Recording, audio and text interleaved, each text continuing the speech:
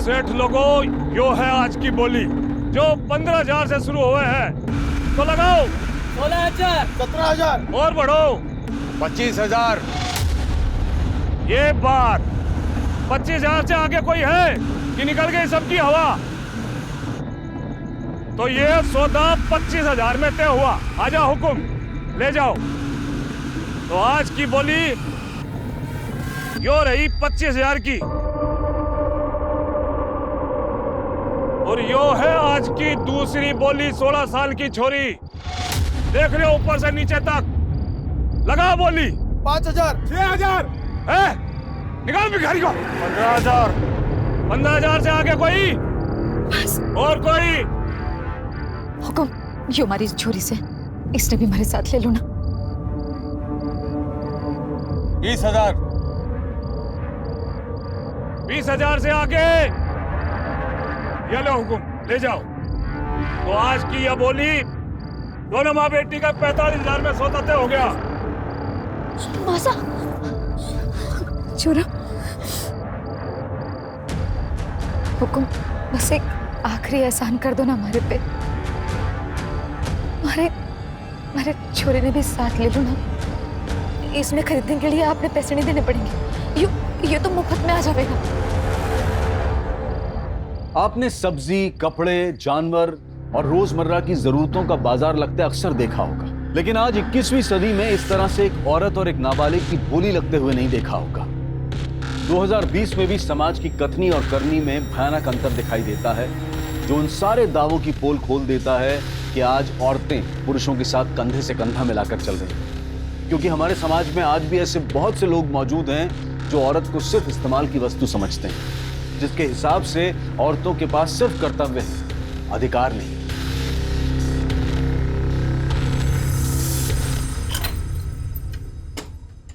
आ जाओ बेटा, आ जाओ, आओ, आओ। सामान वामान सब रख दो यहाँ पर, ठीक है? आज से तुम तीनों यही रहोगे। पर हुकुम, ये घर किसका है? अरे घर किसका वो छोड़ो ना, तुम लोग सब यहाँ सामान वामान रख दो। वैसे हुकुम, ये घर तो बहुत साफ सुथरा है, अच्छा है। काम का भी बता देते तो। आधार कार्ड है तेरे पास? हाँ है, पर आधार कार्ड क्यों? ला दी मुझे, दे। आ जा बेटा, बैठ।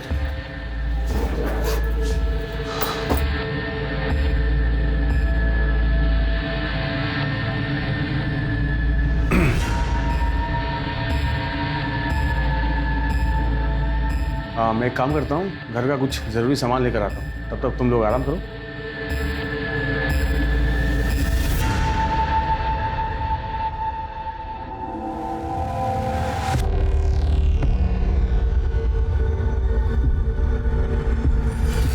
मासा, आपने आधार कार्ड देने की क्या जरूरत थी? बोल देते ना नहीं है। ये छोरी, हमारा दिमाग नहीं चला ना उस वक्त, उन्होंने मांगा मैंने दे दिया। दिमाग ना चला मतलब? थारी इन्हीं हरकतों की वजह से आज हम यहाँ आए। क्या जरूरत है आधार कार्ड देने की? तो छोरे शांति रख।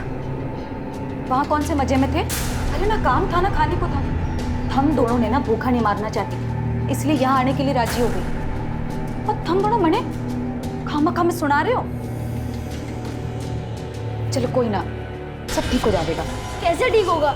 अब तो तुमने आधार कार्ड भी दे दिया, अब तो मैं ऐसे भाग भी ना सकते।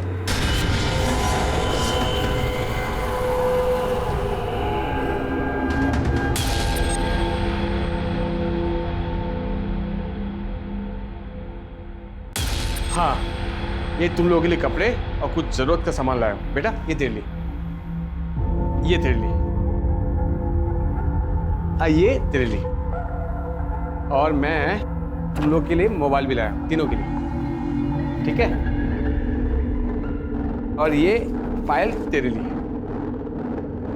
हाँ, एक भूल गया, ये आधार कार्ड। मासा, ये फोन तो नया है।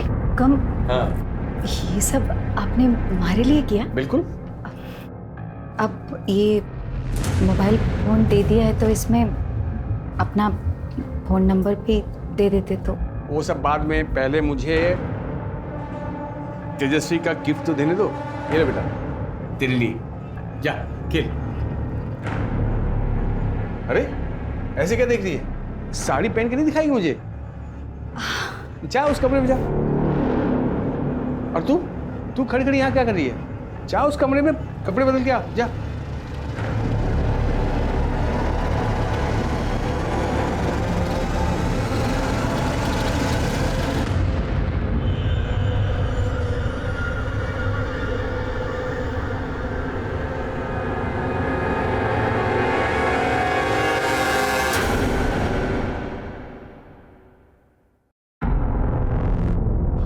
आप यहाँ क्या कर रहे हो?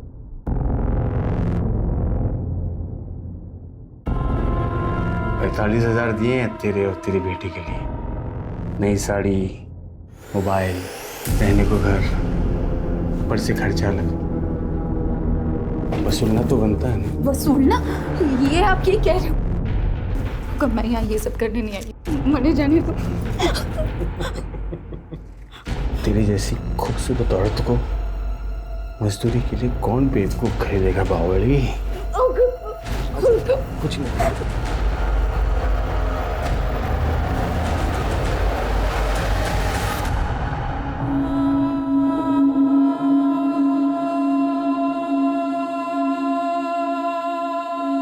मासा, देखना कैसी लग रही हूँ। पायल उतार दे ये कपड़े और अपने पुराने कपड़े पहन ले। क्यों? हर सवाल का जवाब देना जरूरी ना है। तन्ने मुंह फुला के बैठना है ना, तू बैठ। माने तो घूमने जाना है, मैं चल।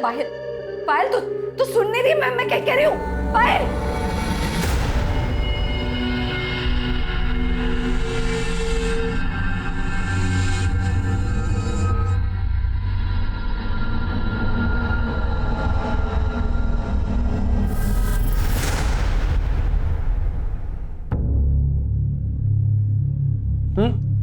मेरा हो गया, मुझे मत दो।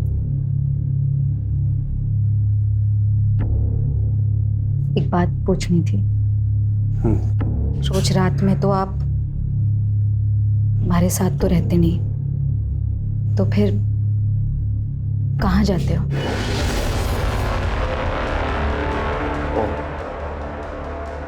तो तू अब मुझसे सवाल करेगी?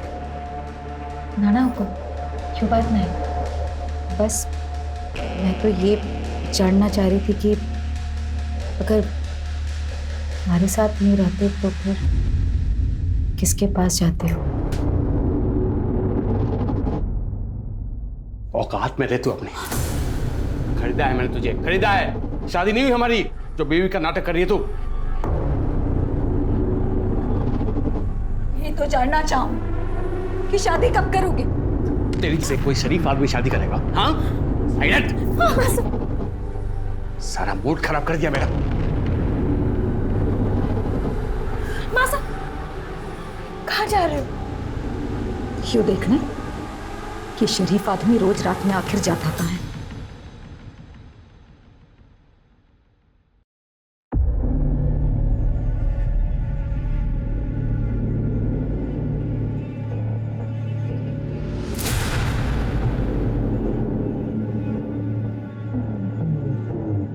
कहाँ गई थी तू? बाजार गई थी। ये लोग कौन है? चल अंदर जा, जा। हाँ, मगर ये है कौन? चल बताता हूँ, चल।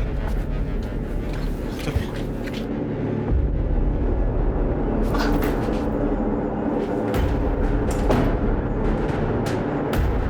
अब समझ में आ गया कौन है ये लोग? या डिटेल में समझाऊं? मासा चलो यहाँ से, चलो।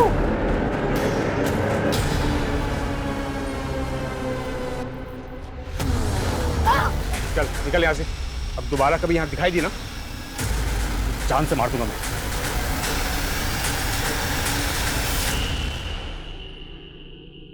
मिश्रा, मुझे पता लगा है पॉलिटिकल फंक्शन में तुमने फोर्स कम भेजी है, ऐसा क्यों?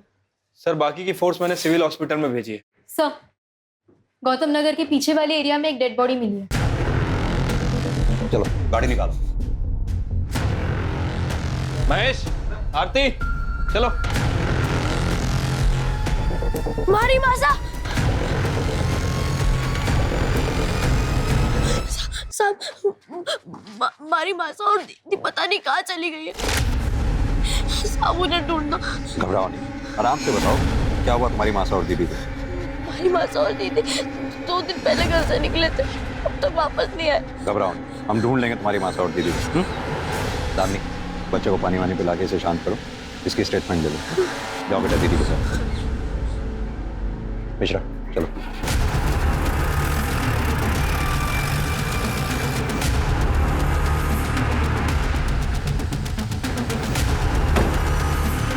आओ सर इधर। सर बॉडी पर चाकू जैसे किसी चीज से वार किए गए, लेकिन इतने सारे, पीठ पे, गले पे, चेहरे पे, हाथों पे। मल्टीपल स्टैबिंग कौन हो सकता है? शायद इसका कोई चाहने वाला या फिर इसका पति। बापू नहीं है हमारा, कुछ साल पहले मर गए थे। मासा और दीदी है, और कुछ टाइम पहले वो हुकुम हमारे को यहाँ ले आए। हुकुम कौन? पूरा नाम क्या है उनका? नाम तो ना पता हमारे को, सब उन्हें हुकुम ही कहते हैं। कहाँ से ले आए थे वो तुम्हें? सर पहनावे से तो लग रहा है कि राजस्थानी है। खून भी सूख चुका है, बॉडी जिस कंडीशन में है देखकर लगता है कि मर्डर 2-3 दिन पहले हुआ। मासा परसों सुबह घर से निकली थी, और जब वो वापस नहीं आई तो अगली सुबह पायल दीदी उन्हें ढूंढने चली गई, और आज पायल दीदी भी घर नहीं आई। मोबाइल फोन है दोनों के पास? हाँ, पर कोई फायदा नहीं। मैंने बहुत कोशिश की, पर दोनों का फोन बंद आ रहा है। सर हमने आसपास अच्छे से चेक कर लिया, तो कहीं कोई मोबाइल, पर्स, आईडी या मर्डर वेपन वगैरह कुछ भी नहीं मिला। सर बॉडी पे जबरदस्ती के कोई निशान नहीं है, रेप नहीं हुआ है, बाकी रिपोर्ट आने पर ही पता चल पाएगा। मिश्रा, बॉडी की फोटोग्राफ लो और आसपास के थानों में सर्कुलेट करा दो, शायद इसकी मिसिंग कंप्लेंट दर्ज हुई हो। यो हमारी मासा है और यो पायल दीदी।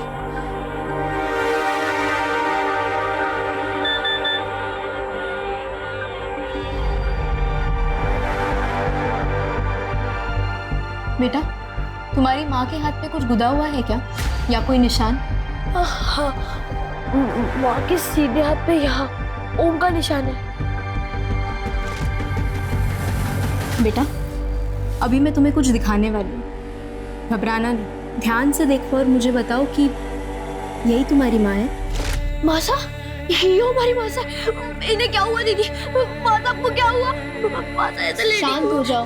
मासा जागो, मासा, मासा, मासा। सर आज तक अपने करियर में मैंने ऐसा केस नहीं देखा। एक 12 साल के लड़के को अपनी माँ की बॉडी की शिनाख्त करनी पड़ी। मिश्रा, जाहिर सी बात है, इस बच्चे तेजस्वी का सदमा बहुत गहरा है, हम चाह के भी इसका दुख कम नहीं कर सकते। लेकिन हाँ, इसकी माँ रेवती को इंसाफ दिलाकर बहन पायल को सही सलामत ढूंढकर हम इसका दुख कम जरूर कर सकते हैं। लेकिन इसके लिए हमें पता करना होगा ये हुकुम है कौन, जो रेवती और पायल को राजस्थान से खरीद कर इन तीनों को यहाँ कानपुर में लेके आया, मकान दिलाया, कपड़े दिलाए, मोबाइल फोन दिलाया। मिश्रा तुम एक काम करो, पता करो ये तीनों नंबर किसके नाम पे रजिस्टर हैं। शायद इसी के जरिए हम उस हुक्म तक पहुंच पाएं और पायल को सही सलामत ढूंढ पाएं। ठीक है सर। सर तेजस्वी ने हुकुम का ये स्केच बनवाया। महेश सर पता करो रेवती के घर के आसपास कहीं सीसीटीवी हो तो उसकी फुटेज चेक करो, देखो क्या ये आदमी रेवती के घर के आसपास चक्कर लगाता दिखाई दे रहा है। अगर नहीं तो उसके आस पड़ोस में पड़ोसियों को सबको ये स्केच दिखाओ और इसके बारे में जितनी डिटेल मिले सब पता करो। सर ऐसा भी हो सकता है कि रेवती का मर्डर इस हुकुम ने किया हो, क्योंकि सर तेजस्वी ने बताया था कि जब से रेवती गायब हुई है ये हुकुम भी उसके घर के आसपास नजर नहीं आया। ये रेवती की पोस्टमार्टम रिपोर्ट आई क्या? सर अभी सरकारी हॉस्पिटल में हड़ताल चल रही है, शाम तक खत्म हो जाएगी। सर कल तक पोस्टमार्टम रिपोर्ट आने की उम्मीद भी है। सर, रेवती, पायल और तेजस्वी तीनों के भी नंबर्स रेवती के नाम पर रजिस्टर्ड है। फोन और सिम कार्ड तीनों भी अलग अलग जगह से खरीदी गई हैं और एड्रेस प्रूफ में राजस्थान के एड्रेस का आधार कार्ड दिया गया है। इन तीनों के कॉल रिकॉर्ड्स में ये हुकुम का नंबर जरूर होगा जिसकी रेवती से बात होती होगी। सर रेवती के कॉल रिकॉर्ड्स में तो बस 2 ही नंबर मिले हैं, एक पायल का और दूसरा तेजस्वी का। इन दोनों के अलावा तीसरा कोई नंबर नहीं है। ये पायल और तेजस्वी के कॉल रिकॉर्ड्स चेक किए? हो सकता है उनमें से कोई एक नंबर हुकुम का हो। यस सर, पायल की कॉल रिकॉर्ड्स में कुछ ऐसे नंबर्स मिले हैं, हम चेक कर रहे हैं कि वो नंबर्स किसके हैं। इतने नंबर्स में से एक नंबर तो हुकुम का जरूर होना चाहिए। एक काम करो, उस बच्चे तेजस्वी को लेकर आओ। Yes sir. बेटा तेजस्वी, आपको पुलिस स्टेशन में रहने में कोई दिक्कत तो नहीं हो रही ना? अगर कुछ प्रॉब्लम हो या कुछ चाहिए हो तो बता देना। साहब पायल दीदी मिली? नहीं बेटा, अभी तो नहीं, लेकिन जल्दी मिल जाएगी। तेजस्वी, हमने कुछ नंबर्स हाईलाइट किए। ये ब्लू कलर में जो नंबर हाईलाइट किए हैं, जरा इन्हें देख के बताओ, ये किसके नंबर है? पता नहीं साहब, पर ये शिव और लाखन के ही होंगे, क्योंकि हमारे से अलग दीदी इन दोनों से बातें करती थी। बेटा ये दोनों रहते कहाँ पर हैं? घर तो नहीं पता साहब, पर हमारे घर के आसपास ही देखा है मैंने इन्हें। इन्हें देखोगे तो पहचान लोगे? हाँ।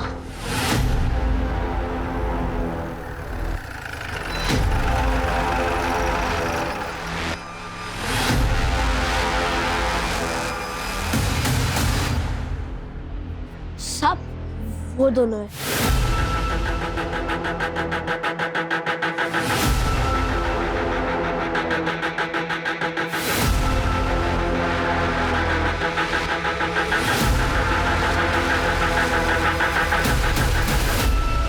साहब हम और पायल दोस्त थे, वही हमको बताई थी कि उनके यहाँ जो एक आदमी आता था उसको ये सब हुक्म करके बुलाते थे। क्या यही है वो आदमी? हाँ साहब यही है। तुम दोनों हो पायल से दोस्ती का नाटक कर रहे थे ना? चल क्या रहा है ये सब? कहाँ गायब है पायल? क्या जाने कहाँ है साहब, हम खुद उसे 2 दिन से खोज रहे हैं। और तू कितने दिन से खोज रहा है पायल को? तू भी तो उसे फोन करता था ना? दोस्त है उसका। काहे की दोस्ती साहब, वो तो हमको घास भी नहीं डालती थी, सारा दिन फोन करते रहते थे मगर फोन नहीं उठाती थी। वो तो सब शिव को ही बढ़ावा देती थी, बस दोनों का बराबर चुम्मा चाटी चलता था साहब। हम भी समझ गए थे कि वो भी दुनिया के जैसी है, हम विकलांग को काहे चुनेंगे। टुकुर टुकुर का देख रहा है बे? तू तो सब जानता है ना, पता था क्या नहीं साहब को? बच्चे से नहीं मुझसे बात कर। क्या कह रहा था? पायल तुझे घास नहीं डालती थी, इसीलिए तूने पायल को गायब कर दिया? हम कुछ नहीं किए साहब। साहब ये सही बोल रहे हैं, पिछले 1 महीने से हमारा प्यार था, फोन पे बातचीत, मैसेज खूब चल रहा था। ये देखिए साहब, वो खुद भी हमको मैसेज करती थी।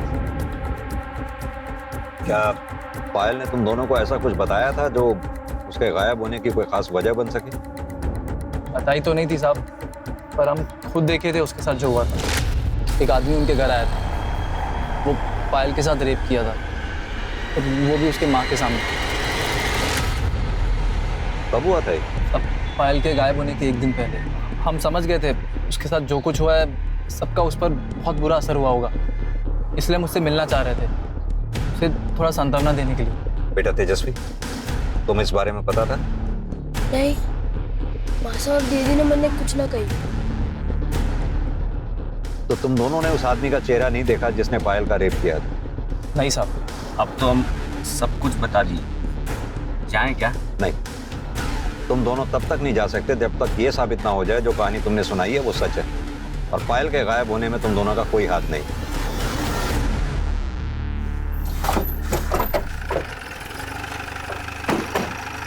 लेके आओ। सर, रेवती के घर के आसपास की सीसीटीवी फुटेज आ गई, जिसमें ये हुक्म साफ साफ दिखाई दे रहा है। पॉज करना, प्ले करो। ये बाइक के नंबर प्लेट पे जूम करना था। अब यही आदमी हमें इस हुक्म तक पहुंचाएगा। आरटीओ से इस बाइक की डिटेल्स निकलवाओ, ये जो कोई भी है इसे उठा के ले आओ। सर हमारा नाम गोपी है और ये आदमी हमें ही है। ये हमें पता है, अब उसके बारे में बता जिसके गले लग रहा है। साहब ये हरीश यादव है, हमारा पुराना दोस्त। बहुत साल से हम एक दूसरे के टच में नहीं थे, लेकिन कुछ दिन पहले जब हम उसको देखे तो मिल लिए और 4 बातें हो गई। अबे और आगे हो क्या? अंधा है क्या? इतना नहीं है। हरीश क्या बात है हरीश मेरा भाई, कैसा है यार? बढ़िया यार, तू बता कैसा है? मैं बहुत बढ़िया हूँ। अब 2 मिनट की बस मुलाकात थी साहब, बस।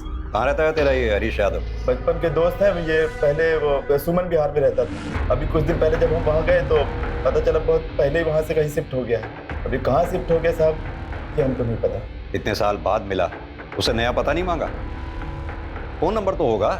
नंबर मांगे थे साहब उससे, लेकिन वो टाल दिए। वो ना देना चाहते होंगे तो हम फिर जोर भी नहीं डाले।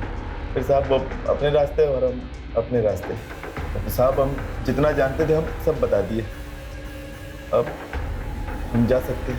मिश्रा, इसके एक फोटो ले लो रिकॉर्ड में रखने के लिए। आपके पड़ोसी विष्णु यादव के यहाँ कुछ गड़बड़ चल रही है, मैं कुछ समझा नहीं। अरे सर, उन्होंने 16-17 साल की लड़की को घर में कैद करके रखा है, वो भी बिना कपड़ों के, सिर्फ चादर में। हमने खुद देखा है उसे खिड़की पर खड़े हुए। जिस लड़की को उन्होंने कैद कर रखा है उसी को खिड़की पे हवा खाने खुला छोड़ दिया। अरे मैडम, हम झूठ थोड़ी बोल रहे हैं, हम यहाँ पे अपना समय खराब करने नहीं आए हैं।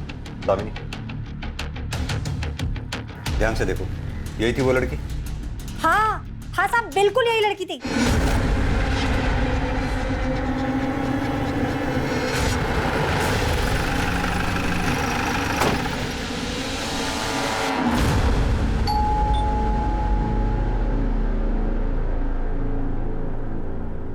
जी कहिए। साइड मिश्रा, घर का कोना कोना छान मारो।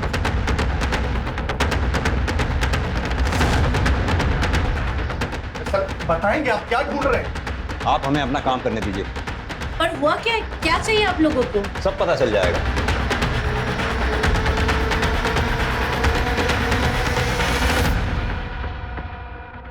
क्या बात है भैया? पुलिस आपके घर में क्या करी? अरे बता नहीं रहे कुछ। जिसे हम सारी दुनिया में ढूंढ रहे हैं तो खुद ब खुद चल के हमारे पास आ गया। क्या? मैं कुछ समझा नहीं, आप क्या बोलना क्या चाहते? हरीश यादव और हुकुम। क्या लगते हो तुम इनके? मैं इनका छोटा भाई हूँ, यहाँ पास 2 मकान छोड़ के मैं रहता हूँ। पर आप ये बताइए कि बात क्या है? अब पूछेंगे हम और बताएगा तू।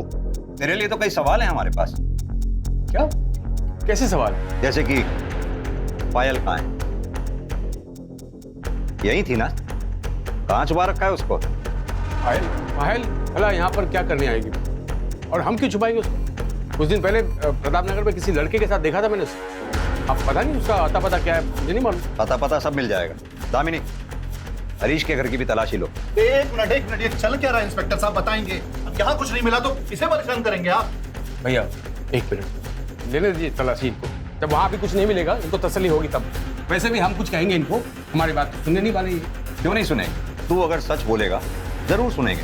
अब सीधी तरह से ये बता कि रेवती और पायल को राजस्थान से क्यों खरीद के लाया था? ये क्या बेहुदा मजाक कर रहे हैं आप?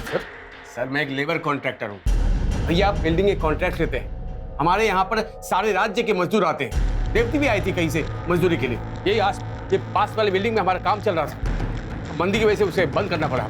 सर मेरी शराफत देखिए, रेवती दो बच्चे लेकर आई थी ना, उसे मैंने प्रताप नगर में घर दिया रहने के लिए, राशन भरवाया उसके लिए, सब कुछ किया। आप मुझ पर इल्जाम लगा रहे हैं।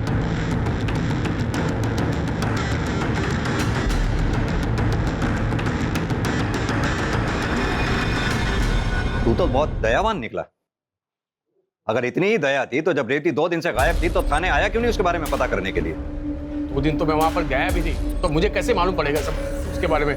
और सर आज मैंने अखबार में पढ़ा कि उसका मर्डर हो गया। सर पायल वहाँ भी नहीं मिली। खामखा आप लोग। विमला जी, हमें उस घर में ऐसी कोई लड़की नहीं मिली जिसे उन्होंने कैद करके रखा। इनफैक्ट हमने उस कमरे में भी देखा, वहां पर भी कोई नहीं था। सर ये दोनों भाई ना बहुत धूर्त और मक्कार है, झूठ बोल रहे हैं वो। सर आप उस पागल औरत विमला की बात पर भरोसा कर रहे हैं? आप उसे पायल की जगह किसी और की फोटो दिखा देना, तब भी वो यही कहती। क्योंकि सच तो ये उसने किसी लड़की को देखा नहीं आपस में। वो बस हमें परेशान करने के लिए ये सब कर रही है।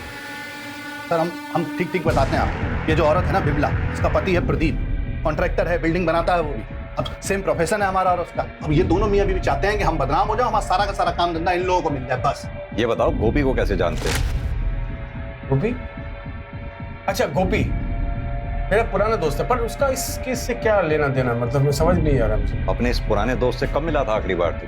आखिरी बार मैं प्रताप नगर में मिला था उससे। सर एक बात बताऊं, आपकी अगर तलाशी हो गई है, पूछताछ पूरी हो गई है, तो प्लीज हमें थोड़ी बहुत शांति दीजिए सर। हम शरीफ लोग हैं। मेहरबानी कीजिए साहब आप। हाँ प्लीज।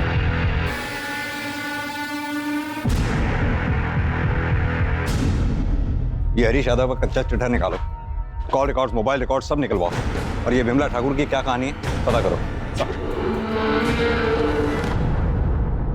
सर विमला ने यादव परिवार पे जितने भी इल्जाम लगाए थे सारे के सारे बेबुनियाद थे। वो ये काम उन दोनों भाइयों को फंसाने के लिए कर रही थी। यानी कि बिमला ने किसी लड़की को खिड़की में देखा है, ये बात झूठ भी हो सकती है? हो सकती है सर। चाहे ये लड़की वाली बात झूठ भी हो, लेकिन फिर भी इन यादव भाइयों के बीच कुछ तो चल रहा है। मैंने नोटिस किया जब हम हरीश और विष्णु से बात कर रहे थे तो हरीश की बीवी बीना यादव कुछ घबराई हुई थी। ये पोस्टमार्टम रिपोर्ट अभी आई है नहीं? सर अभी तक हड़ताल कंटिन्यू चल रही है। वैसे मेरी डॉक्टर से बात हो गई है, उनका कहना है कि जैसे ही हड़ताल खत्म होगी वो हमें रिपोर्ट भेज देंगे। ये हरीश के कॉल रिकॉर्ड्स और मोबाइल लोकेशन रिकॉर्ड से कुछ पता चला कि मर्डर के समय वो कहाँ पर था? सर कुछ खास तो पता नहीं चला। सर अगर थोड़ी समय के लिए मान लेते हैं कि रेवती का मर्डर 26 फरवरी को दोपहर से रात के बीच में कभी हुआ होगा सर, उस टाइम इनफैक्ट उसके एक दिन बाद 1 बजे तक हरीश के फ़ोन की लोकेशन उसके घर की ही थी। हाँ, तो ये भी तो हो सकता है कि हरीश ने अपनी एलिबाई क्रिएट करने के लिए मोबाइल घर पर छोड़ दिया हो और कुछ सस्पिशियस जो कॉल रिकॉर्ड से निकला हो। गोपी हम तो झूठ बोल रहा था सर, उसके पास हरीश का कॉन्टैक्ट नंबर नहीं था, लेकिन हरीश के कॉल रिकॉर्ड सच्ची कहानी बयान कर रहे। गोपी पिछले 1 महीने से हरीश से बात कर रहा था। उठा के लाओ इस गोपी को। ये बोल के छोड़ के बता दो साहब, एक दिन हमारे हरीश को प्रताप नगर में देखे तो हम हैरान हुए कि वो यहाँ कर के रहा है, क्योंकि साहब वो तो कानपुर की बहुत बढ़िया कॉलोनी में रहता था। तो साहब हम उसके ऊपर नजर रखनी शुरू कर दी है। फिर एक दिन हम जानबूझकर उससे ऐसे टकराए जैसे कि अचानक मिले। बढ़िया यार, तू बता कैसा है? मैं बहुत बढ़िया हूँ। प्रताप नगर में क्या कर रहा है? अरे काम से आया था मैं। काम से मतलब दोस्त को ही है? कई बार देखा तेरे को उस राजस्थानी औरत के आते जाते। ये चल क्या रहा है? वो गरीब औरत है यार, पति नहीं, 2 बच्चे हैं, तो थोड़ी बहुत मदद कर देता हूँ यार, बस इंसानियत के तौर पर यार। तू तो जानता मैं शादीशुदा हूँ। अब हरीश अच्छी तरह जानता था कि वो हमको मना नहीं कर सकता, नहीं तो हम उसकी पोल खोल देंगे। तो हम उससे पैसे हटने लगे। फिर हमको लगा कि पैसे से ज्यादा हमें और भी कुछ मिल सकता है।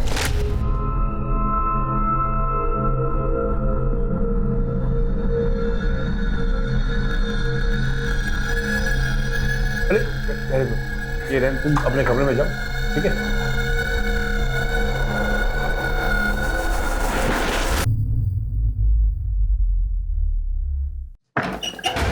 सब आप यहाँ क्या कर रहे हो? हैरान क्यों हो रही? बताया नहीं क्या हरीश तुमको? हाँ आप जाओ यहाँ से। तुम आओ इधर इधर इधर इधर उधर बंद कर। हम अम्मा कसम खा के कह रहे हैं साहब, हम सिर्फ एक ही बार सोए थे उसके साथ। रेप कहते हैं उसे, और जब दूसरी बार रेवती ने तेरा शिकार होने से मना कर दिया तो तूने उसे मार डाला। भगवान सब नहीं मारे साहब, क्योंकि दोबारा की तो नौबत नहीं आई। इससे पहले वो मैं क्यों मारूंगा सर उसको? मेरा तो रेवती के साथ अफेयर चल रहा था। अफेयर नहीं चल रहा था, तूने रेवती को अपनी हवस मिटाने के लिए खरीदा था, और न तू सिर्फ उसका इस्तेमाल कर रहा था बल्कि औरों से भी रेवती का इस्तेमाल करवा रहा था, जैसे कि गोपी। झूठ बोल रहा है सर, वो कभी ना एक नंबर का। रेवती ने मुझे बताया था कि वो गोपी ताक झाक करते हुए उसके घर तक गया था और उसे अकेला देखकर उसके साथ जबरदस्ती की। वो बिल्कुल टूट गई थी सर। मैं तो यहाँ तक सोचा कि अगर मैं इससे शादी कर लूँ तो शायद उसका दुख कम हो जाए, लेकिन मैं ऐसा करता इससे पहले कि वो गायब हो गई सर। और 2 दिन बाद अखबार में खबर मिली कि उसका मर्डर हो गया। आपको बता नहीं सकता कितना झटका लगा मुझे सर। अगर इतना ही बड़ा झटका लगा था तो तू पुलिस स्टेशन क्यों नहीं आया उसके बारे में पूछताछ करने के लिए? ना ही तूने उसके बच्चों की सुध ली। पायल और तेजस्वी को ढूंढने में प्रताप नगर गया था, पर वो दोनों वहां नहीं थे, चले गए थे कहीं। और आप ही ने तो बताया कि पायल लापता है। अब तक तेजस्वी का भी पता नहीं चल रहा, कुछ पता नहीं सर कहाँ होगा, कैसा होगा। बड़ी चिंता हो रही है मुझे उसकी। उसकी चिंता मत कर, वो जहां कहीं भी है सुरक्षित है।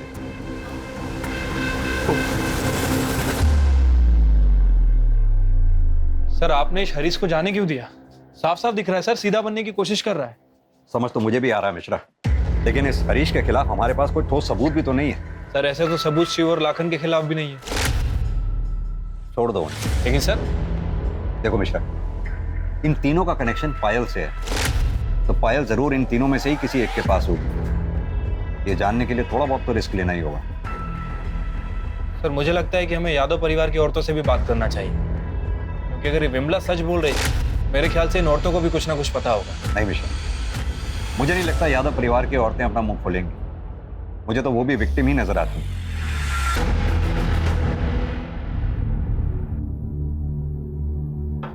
क्या बनाया तूने? ना नमक है ना मिर्च, एक खाना नहीं बनता तुझसे। घूर क्या रही है? घूर क्या रही है? ये नीचे कर। और ये सर पर घूंघट क्यों नहीं है? हाँ, और गलती करना चाहती तू?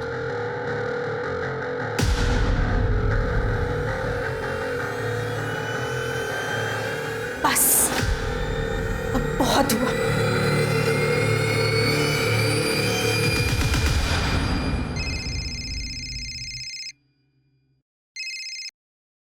हाँ जी बोलिए। क्या? एक मिनट रुकिए। सर एनजीओ से फोन है, तेजस्वी का कुछ पता नहीं चल रहा। उन्होंने आसपास बहुत ढूंढा, कहीं मिल नहीं रहा। व्हाट? तेजस्वी के नंबर पे कॉल करो।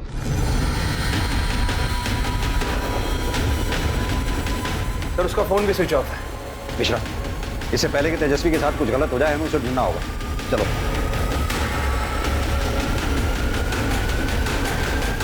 तेजस्वी,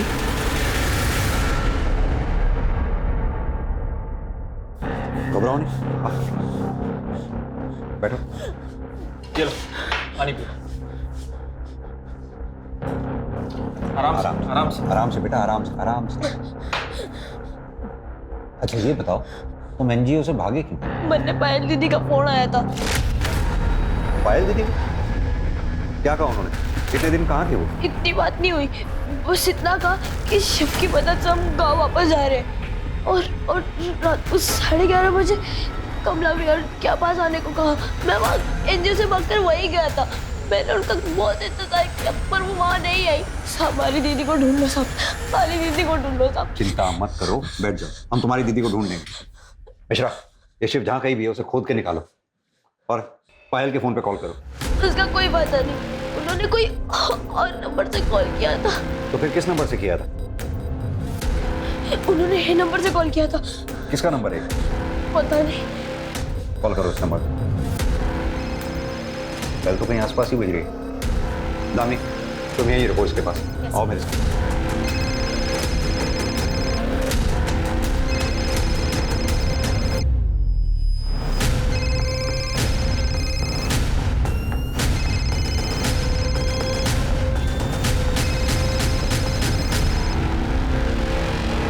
सर 27 मई की शाम को पायल अपनी माँ रेवती को ढूंढने के लिए हमारे घर पर आई थी। फिर हरीश ने बोला कि वो उसकी माँ को ढूंढेंगे और फिर ये भी बोला कि जब तक उसकी माँ नहीं मिलती है पायल हमारे घर पर रह सकती है और अपने छोटे भाई को भी ला सकती है। मगर ये सब वो सिर्फ उसे बेवकूफ़ बनाने के लिए बोल रहा था। उसके बाद हरीश ने विष्णु के घर में ले जाकर पायल को कैद कर दिया। दोनों भाई दिन रात उस बच्ची को नोच रहे थे और मेरी सास और अंजू भाभी को भी इससे कोई प्रॉब्लम नहीं थी। उल्टा वो उसे बढ़ावा दे रहे थे।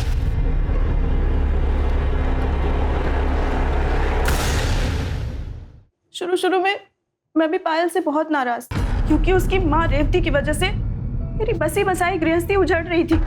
उस दिन जब वो खिड़की के सामने विमला से मदद मांगने के लिए गई थी तब मैंने ही उसे पीछे खींचकर खिड़की बंद कर दी थी। मैं उसके सामने अपना गुस्सा निकालने गई थी मगर उसकी हालत देखकर पायल के साथ जो कुछ भी हो रहा था वो सुनकर मेरी रूह कांप गई। फिर उसने मुझे ये भी बताया कि ये सब कब और कैसे शुरू हुआ। कौन? तुम्हारी मम्मी को छोड़ दें, हम छोड़ देते हैं। जिसने रेवती की आंखों के सामने पायल का रेप किया वो विष्णु था। अगर पायल विष्णु के घर पे थी तो हमें उस दिन क्यों नहीं मिली जिस दिन हम विष्णु के घर पे पायल को ढूंढने गए? क्योंकि सर हरीश ने आपकी गाड़ी को विष्णु के घर के सामने खड़े होते देख लिया था। इससे पहले कि आप घर के अंदर जाते वो पीछे के दरवाजे से घर के अंदर गया और पायल को निकालकर गाड़ी की डिक्की में डाल दिया। काफी पहुंचे हुए हैं दोनों भाई। ये पायल अभी भी आपके घर में है? नहीं सर,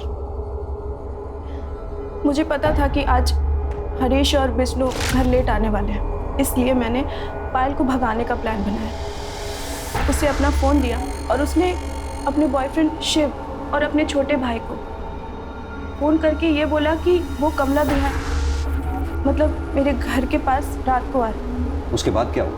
11:30 बजे वो घर से निकली और उसके जाते ही आधे घंटे बाद हरीश और विष्णु घर आ गए। जब उन्होंने देखा कि वो घर से भाग गई है तो वो दोनों उसे ढूंढने के लिए निकल गए। सर, अगर उन दोनों ने उसे ढूंढ लिया तो उसे जान से मार देंगे। सर प्लीज आप कुछ कीजिए सर, इससे पहले कि वो उन्हें ढूंढे, आप प्लीज उसे बचा लीजिए। आप चिंता नहीं करो मिश्रा, चलो। सर, इंडस्ट्रियल एरिया के पास वाले जंगल में एक जवान लड़की की लाश मिली है। What?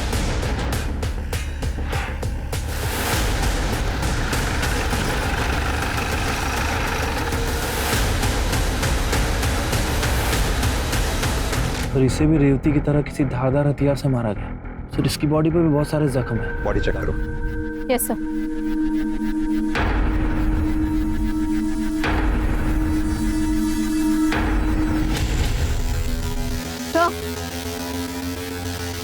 सर मर्डर के पहले रेप हुआ ये एग्जैक्टली नहीं कह सकते, पर रेप हुआ जरूर है क्योंकि शरीर और प्राइवेट पार्ट पे निशान है।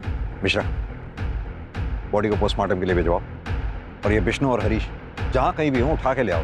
सर मैं सब सच बताता हूँ। पायल भाग गई थी, हम लोग डर गए थे। हम दोनों भाई बाहर जाकर पायल को ढूंढ रहे थे, बहुत ढूंढा सर, लेकिन वो नहीं मिली। तो थकार के हम लोग वापस आ गए थे। वापस आ गए? इतनी रात को सीसीटीवी फुटेज में सिर्फ एक गाड़ी इंडस्ट्रियल एरिया की तरफ जाते हुए दिखाई दी, जो गाड़ी तुम दोनों की है। और इतना ही नहीं, उस गाड़ी में खून भी मिला है, जो फॉरेंसिक रिपोर्ट आने के बाद क्लियर हो ही जाएगा कि वो खून पायल का है, उस पायल का जिसे तुम दोनों भाई दिन रात रेप करते रहे। उसकी बॉडी, कपड़े, तुम्हारा डीएनए एक बार अगर मैच हो गया ना, तुम्हारा बाप भी सच बोलेगा। सर, हमने रेप किया सर, लेकिन मारा नहीं सर। ये सच है सर। पायल उसकी माँ को ढूंढते हुए हमारे घर आई सर। हमने उसको अपने घर में कैद कर लिया सर। आगे बोल। उसका फोन छीन कर उसको ऑफ कर दिया ताकि वो बाहर वालों से कांटेक्ट में नहीं रह सके सर। एक गुनाह तो कबूल कर लिया तुम दोनों। अब मर्डर के बारे में भी सच बोल दो, वरना इसे देख रहे हो ना मिश्रा, खाल उधेड़ देगा तुम दोनों के। सर मैं सच बोल रहा हूँ सर।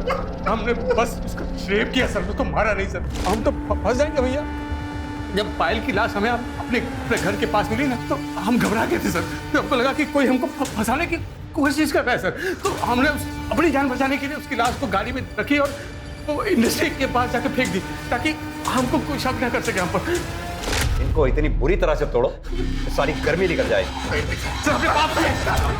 दोनों भाइयों ने एक ही रट लगा रखी है सर, रेप किया लेकिन मर्डर नहीं। ये दोनों हमें गुमराह करने की कोशिश कर रहे हैं ताकि मर्डर के चार्जेस से बच जाए। लेकिन सवाल अब भी वही उठता है कि अगर ये दोनों सच बोल रहे हैं तो फिर रेवती का मर्डर किया किसने?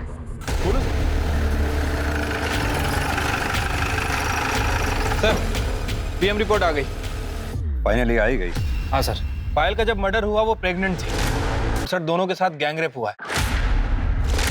रिपोर्ट में साफ साफ मेंशन है सर, बॉडी पे जितने भी घाव हैं वो 2 से 3 इंच गहरे हैं। तब सर जिसने मर्डर किया उसके हाथों में ज्यादा जान नहीं थी, इसीलिए इतने गहरे घाव नहीं कर पाया। मौत घाव की वजह से नहीं, बल्कि बहुत ज्यादा खून बहने की वजह से। इसीलिए पायल की बॉडी पर 50-60 वार किए गए। मिश्रा, ये काम हरीश, विष्णु या शिव का नहीं, किसी और का है। सर आपने उस दिन लाखन को नोटिस किया था, उसके हाथ बहुत कमजोर लग रहे हैं। हाँ, लेकिन चलो अगर मान भी लिया जाए लाखन के पास पायल को मारने का मोटिव हो सकता है, लेकिन वो रेवती को क्यों मारेगा? जो हाथ सीधी तरह से चाय का गिलास नहीं पकड़ पा रहे थे, चाकू कैसे पकड़े? सर अगर लाखन नहीं है फिर ये मर्डर किसने किया? तो तुमने मारा रेवती और पायल को? क्यों मारा उन दोनों को?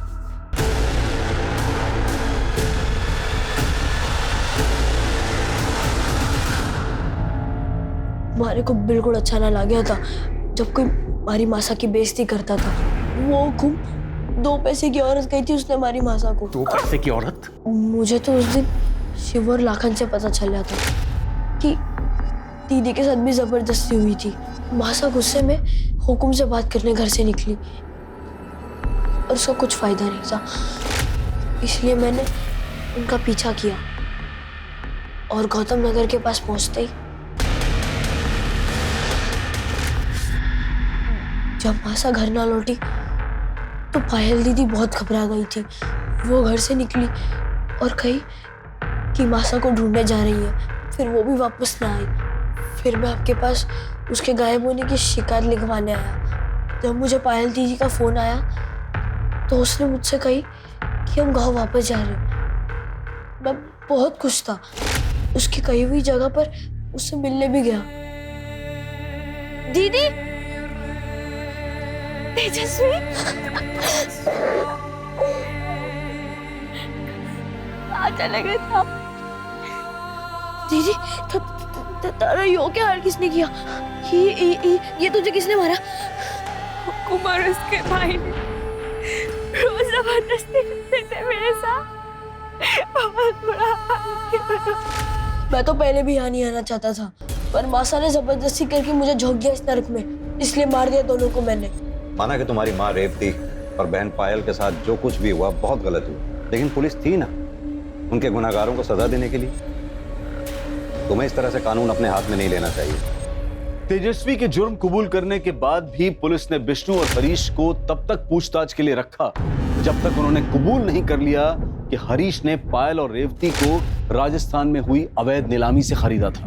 पायल किससे प्रेग्नेंट थी ये जानने के लिए विष्णु और हरीश का डीएनए पायल के फीटस से मैच करवाया गया, जो कि विष्णु से मैच हुआ और दोनों को पॉक्सो एक्ट के तहत कड़ी सजा सुनाई गई। तहकीकात में पता चला कि रेवती विधवा थी और उसके रिश्तेदारों ने उसे किसी बिचौलिए को बेचा था और उस बिचौलिए ने आगे उसे हरीश को बेचा।